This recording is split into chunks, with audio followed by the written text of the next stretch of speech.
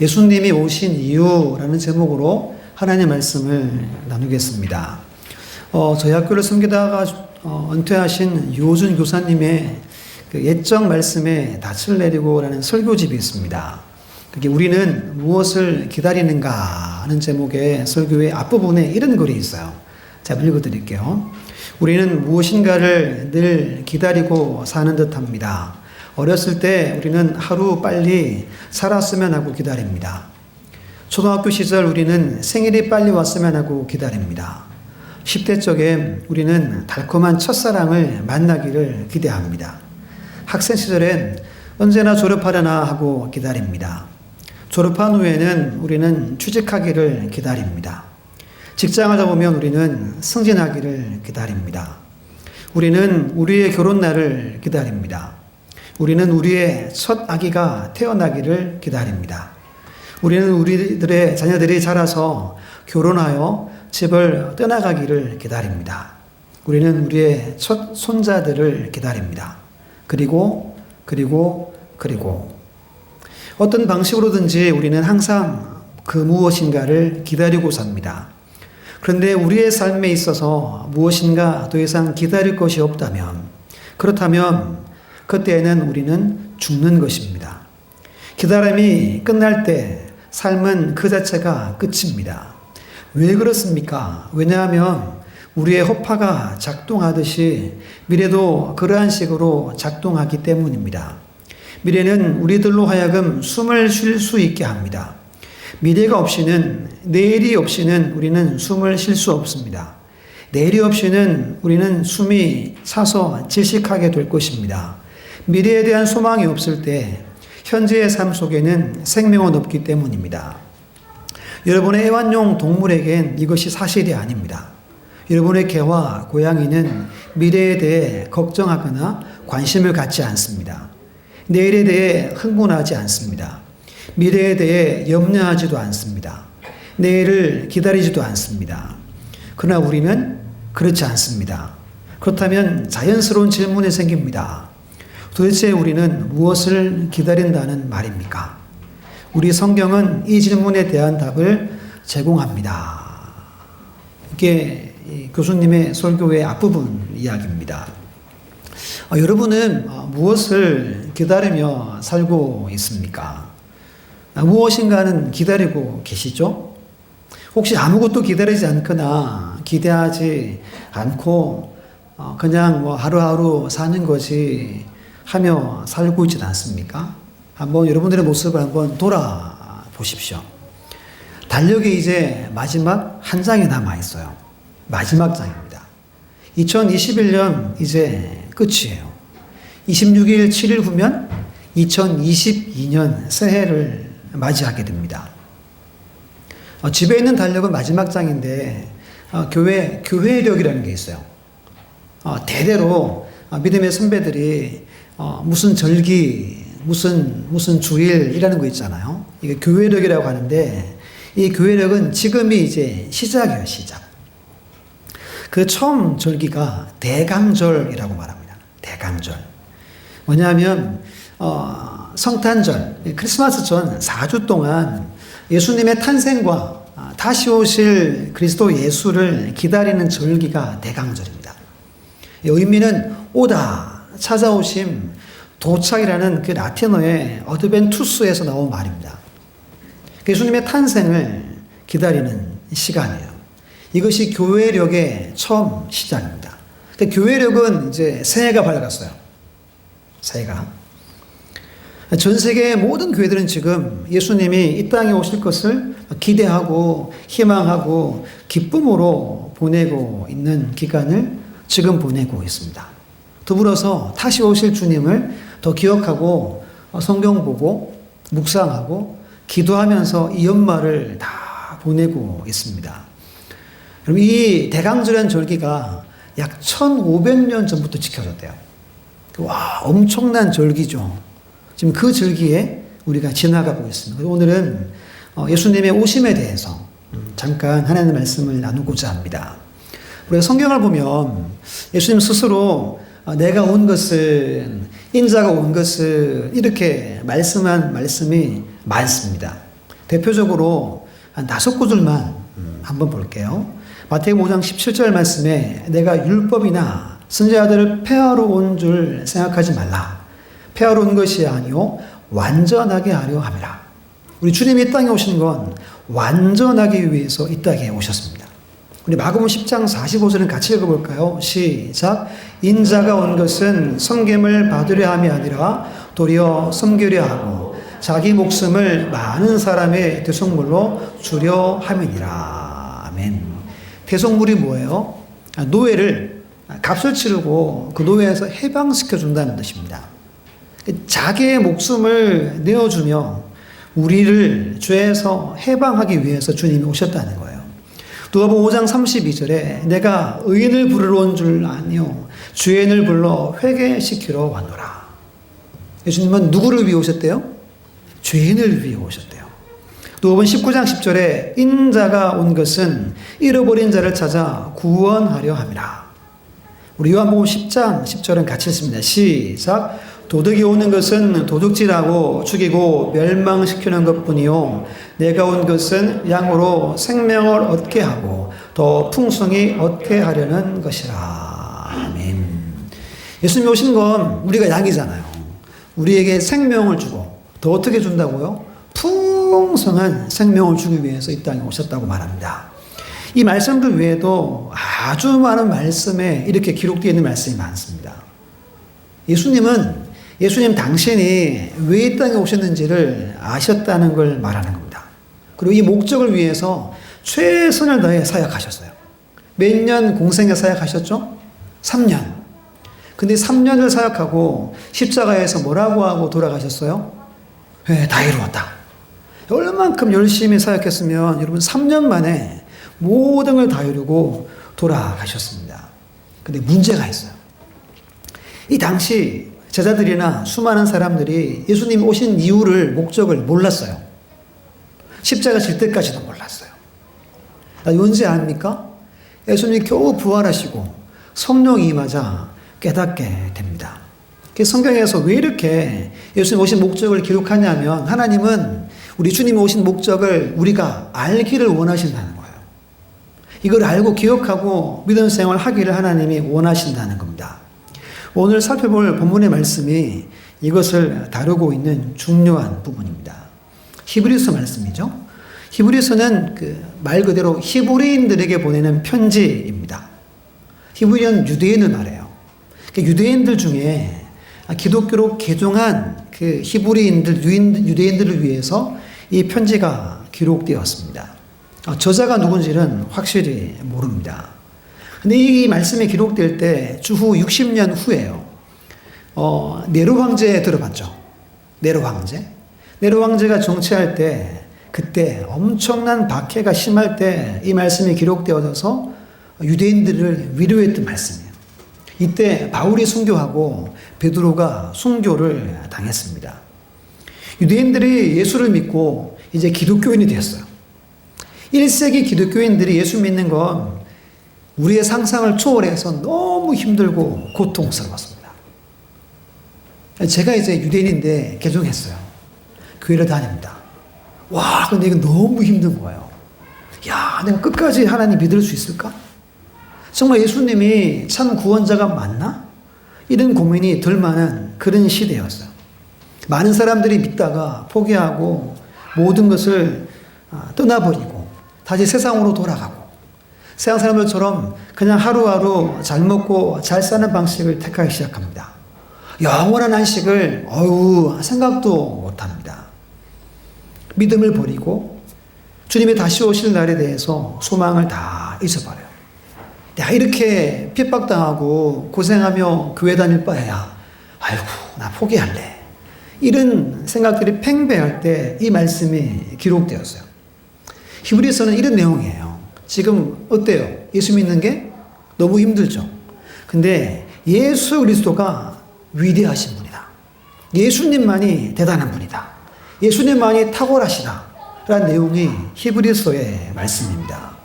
그래서 선지자보다 탁월하고 천사보다 위대하고 구원해낸 모세보다 탁월하다. 이런 이야기가 이제 히브리서에 가득 차 있어요. 그 중에 오늘 말씀, 예수님이 왜 오셨는가에 대해서 다룹니다. 한 세 가지를 살펴보겠습니다. 첫 번째는 주님이 오신 이유는 마귀를 멸하기 위해 오셨습니다. 우리 본문의 14절 말씀을 우리 성경을 보고 함께 읽어볼까요? 시작. 자녀들은 혈과 육에 속하였음에 그도 또한 같은 모양으로 혈과 육을 함께 지니심은 죽음을 통하여 죽음의 세력을 잡은 자 곧 마귀를 멸하시며. 아멘. 예수님 오신 첫 번째 이유가 마귀를 멸하기 위해 오셨다라고 말씀합니다. 근데 그 구절 앞에 이런 구절이 있죠. 그도 또한 같은 모양으로 혈과 육을 함께 지니시면. 이게 무슨 말인 것 같아요? 우리 인간처럼 예수님도 혈과 육 뭐예요? 피와 살. 인간의 모습으로 이 땅에 오셨음을 말합니다. 성육신을 말하는 거예요. 왜 저자가 예수님의 오심을 말할 때 이 성육신을 강조할까요? 당시 이단 중에 영지주의자들이 있었어요. 교회에 들어와서 사람들을 막 미혹해요. 무슨 말 하냐면 니들 믿는 예수는 육이 아니야. 지금 보이는 그 모습은 잠깐 보이는 환영이야, 환영. 그냥 인간처럼 보일 뿐이야. 이렇게 이야기를 해서 사람들을 미혹하고 사람들을 넘어지게 했습니다. 이 저자가 일부러 이걸 강조하는 거예요. 이게 참 중요한 겁니다. 예수님이 우리 인간의 몸으로 이 땅에 오시지 않으면, 피와 살로 입고 안 오면 죄의 문제가 해결이 안 돼요. 우리 히브리서 9장 22절 우리 화면을 보고 같이 읽습니다. 시작. 율법을 따라 거의 모든 물건이 피로써 정결하게 되나니 피 흘림이 없이는 사함이 없느니라. 아멘. 잘하는 구절이죠. 피 흘림이 없으면 뭐가 없어요? 사함이 없대요. 예수님이 인간으로 안 오면 뭘 못 흘려요? 피를 못 흘리죠. 그 피를 주님이 흘려주지 않으면 그 누구도 사함을 받지 못합니다. 의도적으로 이 저자가 이것을 강조해서 말씀을 싣고 있는 거예요. 근데 예수님이 성육신하는 그때가 언제예요? 바로 우리가 기다리는 성탄이죠, 성탄. 이걸 믿습니까? 하나님의 아들 예수 그리스도가 우리를 위해서 육신을 몸에 입고 이 땅에 오심을 믿습니까? 이걸 믿는 것이 아주 중요합니다. 그리고 14절 하반절에 이렇게 말해요. 죽음을 통하여 죽음의 세력을 잡은 자 곧 마귀를 멸하시며. 이 이야기를 하려면 아담 이야기부터 조금 해야 됩니다. 아담이 마귀의 유혹을 받아서 뭘 따먹어요? 선악과를 따먹습니다. 선악과를 따먹으면서 우리에게 일어난 현상이 뭐예요? 첫 번째가 죄가 우리 모든 인류에 들어왔어요. 아담에게 들어오면서 아담의 후손들 모두는 다 죄인으로 태어납니다. 그리고 두 번째는 죄가 들어오면서 뭐가 따라 들어와요? 죽음, 사망이 우리에게 들어왔습니다.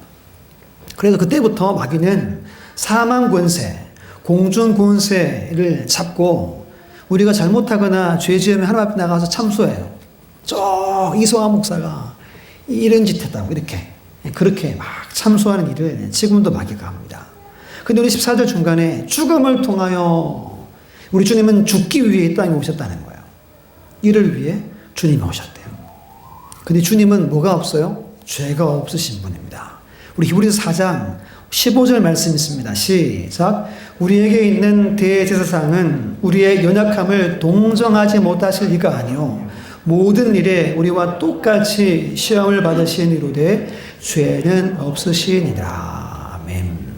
요한일서 3장 5절에도 말합니다. 그가 우리의 죄를 없애려고 나타나신 것을 너희가 아나니 그에게는 뭐가 없어요? 죄가 없느니라. 이것도 참 중요한 겁니다.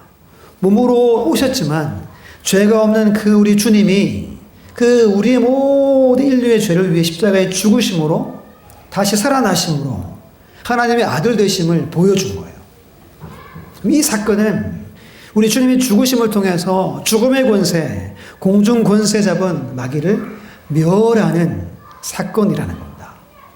오늘 본문에 마귀를 멸하시며 라는 말씀의 정확한 의미는 이거예요. 마귀의 힘, 마귀의 권세, 마귀의 그 파워를 무력화했다라는 겁니다. 그 모양은 있어요, 마귀가. 무서운 모양, 괴물 같은 모양이 있는데 뭐는 없대요? 힘이 없대요. 마치 이렇게 세워놓은 허수아비에 같다는 겁니다. 누가요? 마귀, 사단이 허수아비라는 거예요. 원시복음이라고 여러분 들어보셨죠? 원시복음이라는 게 있어요. 오리지널 가스펠이라고 하는데 최초의 복음을 말합니다. 이 말씀이 창세기 3장 15절인데요.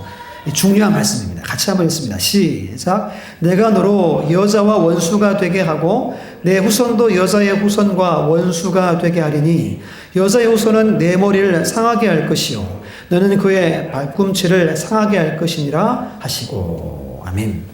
창세기를 열어보면 하나님의 천지를 창조하시고 금방 죄가 들어와요.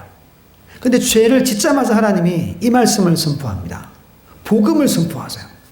여자의 후손 중에 예수 그리스도를 통하여서 원수 마귀의 머리를 다 깨부술 것이다 라는 말씀을 하나님이 선포합니다. 근데 그 여자의 후손이 어디가 상한데요? 발꿈치. 이게 뭘 말해요? 고난당하고 십자가의 죽으심을 말합니다.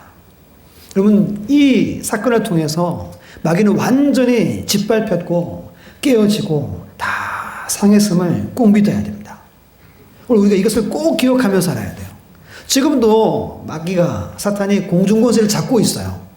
하지만 앞에서 뭐라고 그랬어요? 허수아비입니다. 우리 마음에 두려움을 주고 어려움을 줘요. 지금도 사탄이.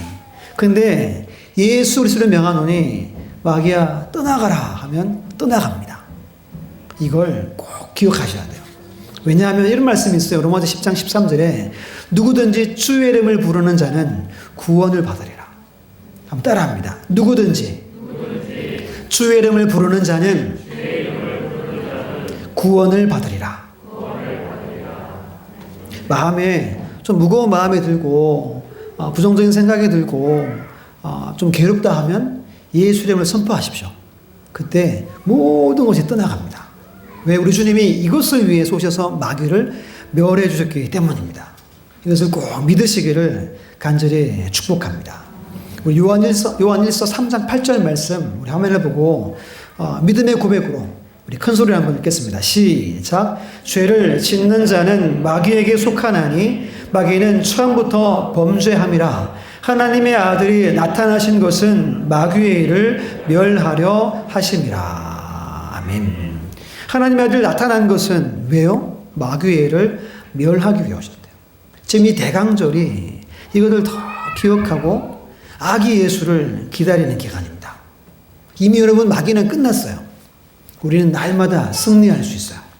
이 승리의 기쁨으로 이 기간을 희망과 기쁨으로 지내시기를 간절히 주의 이름으로 축원합니다. 두 번째는 죽음에서 해방하려고 오셨습니다. 죽음에서 자유케 하려고. 우리 15절 말씀 성경 보고 있습니다. 시작.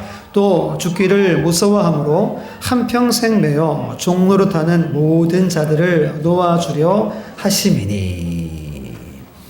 예수님이 오신 두 번째 이유, 오셔서 우리에게 주신 하나님의 놀라운 결과는 죽음에서 해방한다는 겁니다. 그럼 동서양 남녀노소 죽음을 두려워하는 사람은 없습니다. 다 두려워요. 그래서 연말 되고 연초 되면 소원이 뭐예요? 건강이에요, 건강. 또 신방에 오면 대부분 다 건강 이렇게 말합니다. 여러분도 그렇죠? 건강하게 오래오래 살고 싶으시죠? 3대 거짓말 중에 있잖아요. 어르신이 뭐 한다 그래요? 아이고 빨리 죽어야지. 아가씨가 뭐 한다 그래요? 그렇죠? 시집 안 간다 그러죠. 장사꾼은 손해보고 판다고. 요즘에 제가 찾아봤더니 재밌는 게 많아요. 3대 거짓말을 바꿔야 된대요. 시어머니가 며느라 내가 널 딸로 생각한다 뭐 이런 거. 며느리가 시어머니한테 어머니 주무시고 가세요 뭐 이런 게 댓글로 쭉 이렇게 적혔더라고요. 네. 그렇게 재밌습니까? 금요일날 울산 제가 섬겼던 교회에 확진자가 생겼다는 소식을 듣고 거기에 제가 가르쳤던 제자가 목사가 있는데 이제 카톡을 보냈어요. 확진자 생겼다며. 괜찮아? 어때? 왜냐하면 이제 걱정되잖아요. 제가 사역했던 제가 그래도 마음에 있는 교회니까 한참 있다가 카톡이 왔어요. 저는 다리 다쳐서 병원에 입원해 있는 중이에요. 병원에 있다는 거예요. 자기는 상관없대요. 수술했다는 입원했다는 말에 수술했다는 거잖아요. 그래서 다리가 수술했어? 그러니까 아킬레스건이 끊어진 점점점. 왜? 아이고 했더니 히엇 이렇게 봤어요. 제가 통화를 바로 했어요. 했더니 확진자가 생겼는데 다행인 것은 이제 이렇게 전파가 안 되어서 수백 명 가서 이제 다 검사하고 완료됐대요. 참 감사하죠. 근데 이 친구가 목소리가 막 안 좋은 거예요. 다리는 다쳤는데, 근데 이 갑상선이 좀 안 좋았거든요. 근데 종양이 보였대요. 암이 보였대요. 그 목소리가 막 이렇게 기어 들어가요. 막 이렇게. 다음 주 말 되면 이제 다른 병원 가서 검사를 해야 한다는 거예요. 목소리에 막 이 걱정, 근심이 가득한, 이제 저보다 10살 아래니까 이제 36이에요. 한 두세 달 후면 첫 아이가 태어나요. 근데 이제 암이라는 거야. 그래서 걱정하지 마. 갑상선 암은 괜찮으니까 기도할게. 했지만 그 친구가 위로가 됐겠어요? 되긴 했겠지만 그렇잖아요. 전 다리를 다쳐서 연락했더니 암이라고 해서 깜짝 놀랐어요. 한 5년 전에 저희 동기 목사 중에 같은 나이에 친구가 쓰러졌대요. 그러더니 이렇게 절반이 마비가 됐대요. 제가 가보지 못했지만 저랑 같은 나이, 그때 제가 한 40대니까 그때 좀 충격이 왔어요. 나도 조심해야 되겠구나. 건강을 챙겨야 되겠구나. 챙겨 살아요, 안 살아요? 잘 못 챙기죠. 감사하게 저는 잘 안 아픕니다. 좀 마르고 이렇게 입 작게 생겼잖아요. 제가 잘 안 아프고 좀 건강한 체질입니다. 근데 이런 이야기를 들으면 마음이 안 좋아요. 마음이 무겁습니다. 왜 그래요? 뭐가 있기 때문에? 죽음이 있기 때문입니다. 15절에 이렇게 말해요. 죽기를 무서워함으로 한평생 매여 뭐한대요? 종노릇하는 모든 자라고 말합니다. 이 땅에 태어난 모든 사람들은 죽음이라는 무서운 세력에 매여 있다는 거예요. 종노릇합니다. 죽음을 피할 수 없다는 걸 말하는 거예요. 다 죽는다는 겁니다. 로마서 6장 23절에 죄의 삭은 사망이요.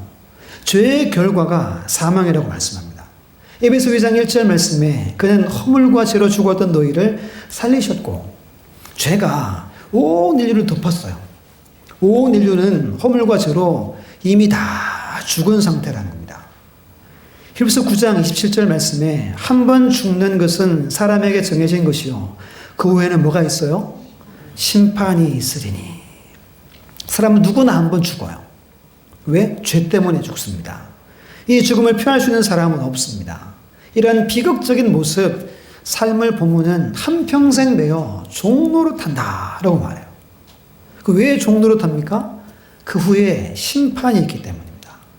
우리 계시록 말씀은 같이 볼게요. 21장 8절 말씀 시작. 그러나 두려워하는 자들과 믿지 아니하는 자들과 흉악한 자들과 살인자들과 음행하는 자들과 점술가들과 우상 숭배자들과 거짓말하는 모든 자들은 불과 유황으로 타는 못에 던져지리니 이것이 둘째 사망이라. 아멘.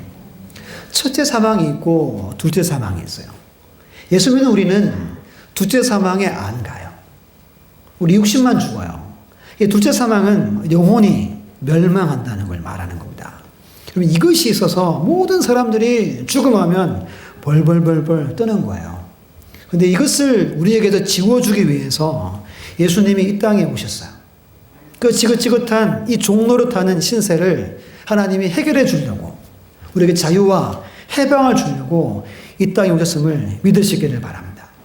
로마서 6장 6절에 이렇게 말해요. 우리가 알거니와 우리의 옛사람이 예수와 함께 십자가에 못 박힌 것은 죄의 몸이 죽어 다시는 우리가 어떻게 한대요? 죄에게 종노릇하지 아니하려 함이니. 예수 그리스도의 십자가를 믿으면 다시는 우리가 종노릇하지 않아야 돼요.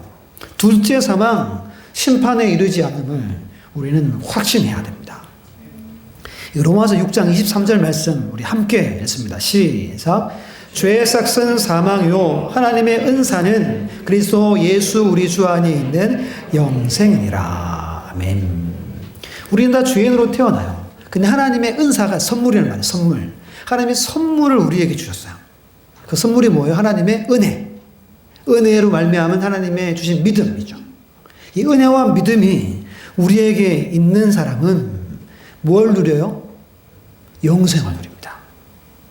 둘째 사망, 죽음이 여러분들을 삼킬 수 없어요. 이것이 성경의 놀라운 진리입니다. 성경에 보면 이런 말이 있잖아요. 예수 믿는 사람이 죽었을 때 잔다 그러죠. 잔다. 나사로를 예수님이 살리기 위해 가실 때 이런 말씀했어요. 우리 친구 나사로가 잠들었도다. 그러나 내가 깨우러 가노라. 이런 거예요. 어린아이가 저녁에 씻고 자요.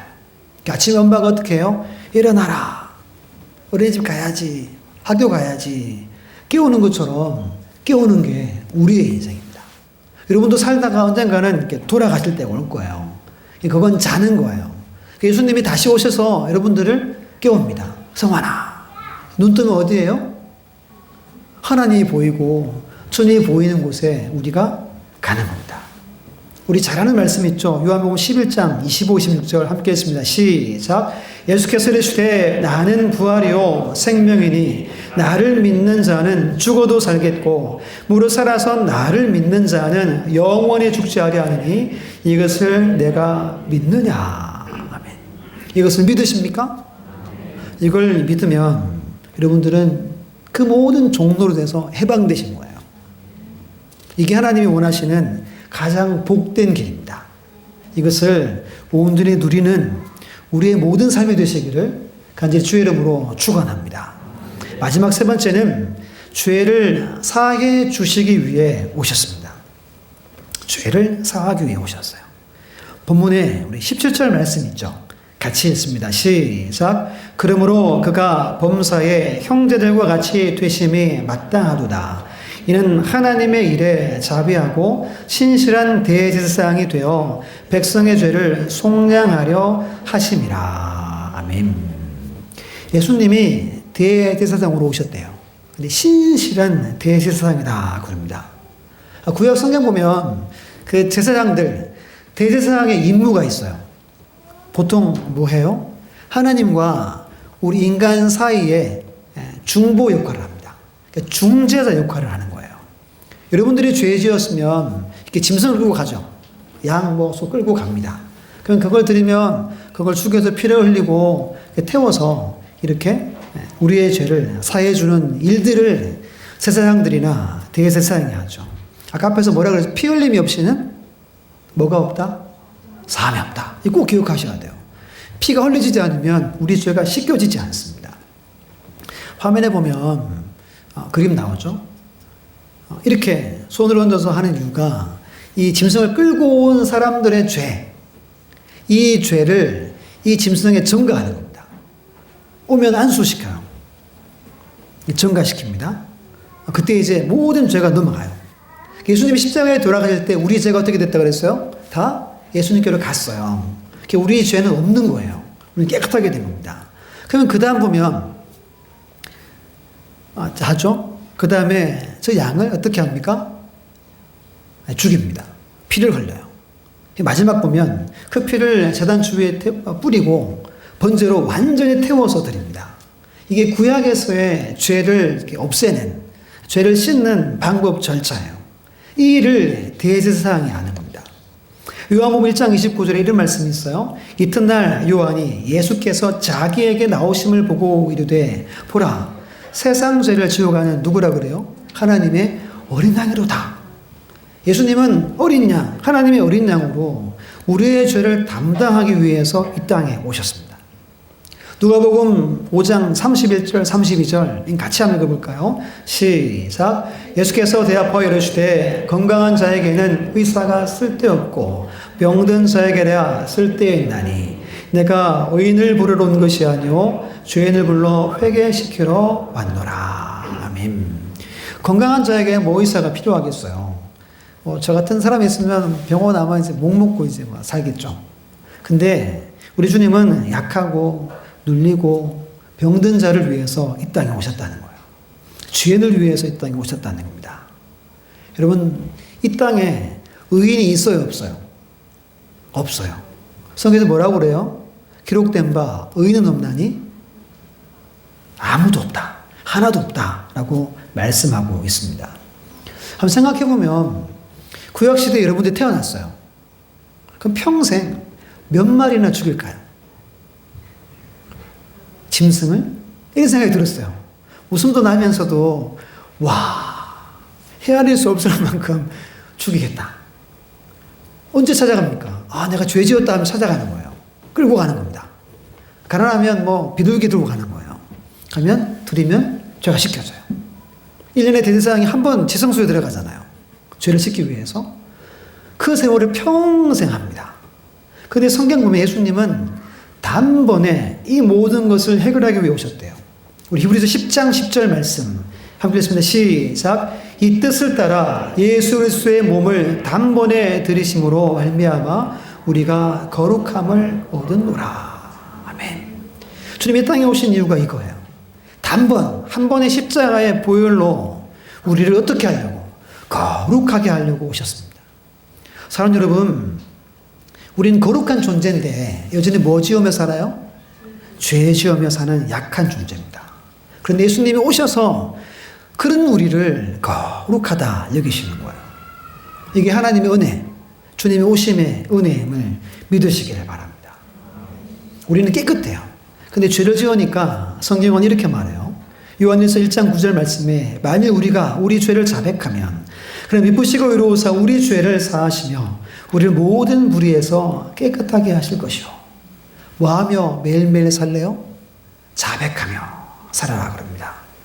우리 잠언 28장 13절은 같이 읽습니다. 시작. 자기의 죄를 숨기는 자는 형통하지 못하나 죄를 자복하고 버리는 자는 불쌍히 여김을 받으리라. 아멘. 우린 거룩한데 내일 태어나면 내일 일어나면 내일 하루 또 죄를 지어요. 그러면 잠들기 전에 자복하는 거예요. 하나님, 제가 오늘 하루 이런 마음 먹었네요. 제가 오늘 또 이런 마음으로 사람들 뒤에서 말하고 이렇게 했네요. 이렇게 하라는 거예요. 여러분 중에 혹시 하나님 저 깨끗하잖아요. 이렇게 하면 안 된다는 겁니다. 그러면 불쌍히 여김을 받지 못해요. 긍휼하심을 베풀지 않는다는 겁니다. 우린 거룩해요. 깨끗해요. 근데 자백하고 자복하면 완전한 의인으로 우리가 이 땅에 사는 겁니다. 오늘 말씀을 다 전했습니다. 예수님 오신 이유가 세 가지 뭐였어요? 첫 번째가 마귀의 일을 멸하려고. 두 번째가 죽음에서 해방시키려고. 세 번째가 뭐예요? 죄를 사하기 위해 오셨습니다. 이것이 정말 위대한 하나님의 역사예요. 우리 인류 역사가 예수님의 오심으로 BC와 AD로 나눠집니다. BC가 뭐예요? Before Christ. 예수 탄생 이전을 말해요. AD는 아노 도미나이라고 말합니다. 뭐라고 그래요? 우리 주의 은혜의 해를 말합니다. 주의 해. 아노라마는 해를 말하고 도미나이는 주님이라는 뜻입니다. 이 말씀을 준비하다가 여기서 야원이가 됐어요. 주님이 오셔가지고 은혜의 해가 시작됐어요. 지금 우리가 어떤 시대를 살아요? 주의 은혜의 해를 사는 겁니다. 제가 이 생각을 못했었어요. 지금까지 한 번도. 근데 주님이 이 땅에 오시면서 은혜를 누려요. 우리 말씀을 한번 찾아볼게요. 우리 누가복음 4장 찾겠습니다. 누가복음 4장 18절 19절. 누가복음 4장 18절 19절. 94페이지 함께 읽습니다. 시작. 주의 성령이 내게 임하셨으니 이는 가난한 자에게 복음을 전하게 하시려고 내게 기름을 부으시고 나를 보내사 포로된 자에게 자유를 눈먼 자에게 다시 보게 함을 전파하며 눌린 자를 자유롭게 하고 주의 은혜의 해를 전파하게 하려 하심이라 하였더라. 아멘. 여러분, 주님이 이 땅에 오셔서 성령을 주신 건 가난하고 포로되고 눈멀고 눌린 영혼들을 뭘 누리게?